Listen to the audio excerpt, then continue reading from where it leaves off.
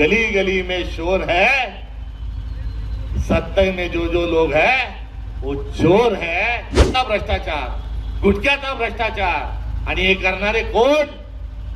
तो गली गली में शोर है, सत्ता में जो जो लोग हैं वो चोर है. आमदार लोग भी चोर है, खासदार भी चोर है और मोदी भी चोर है, फडणवीस भी चोर है. ही आज असणारी परिस्थिती आहे आणि या चोरीचा सगळ्यात मोठा डल्ला हा शक्ती महापीठ आहे. शक्ती महापीठाची मागणी नाही, इथून जाणारा तेवढा ट्रॅफिक नाही महाराष्ट्र कोणासाठी? तर आपल्या महाराष्ट्राचे मुख्यमंत्री हे गडचिरोलीचे पालकमंत्री झाले. वास्तविक पाहता मुख्यमंत्र्यांनी पालकमंत्री राहू नये अशा प्रकारचे संकेत आहेत.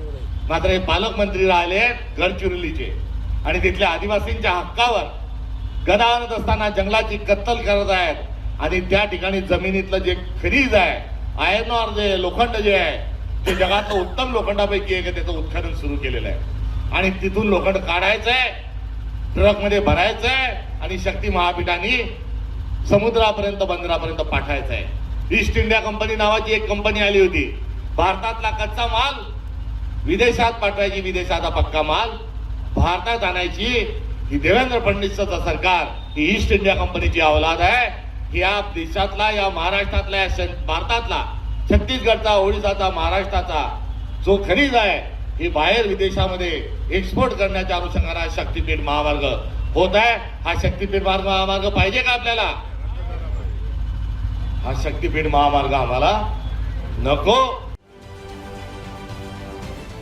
महाराष्ट्रातील सर्व बातम्यांचे विश्वासार्ह व्यासपीठ. सकाळच्या सर्व सोशल मीडिया प्लॅटफॉर्मला लाईक, फॉलो आणि सबस्क्राईब करा. तसंच सर्व नोटिफिकेशनसाठी बेल आयकॉन प्रेस करायला विसरू नका.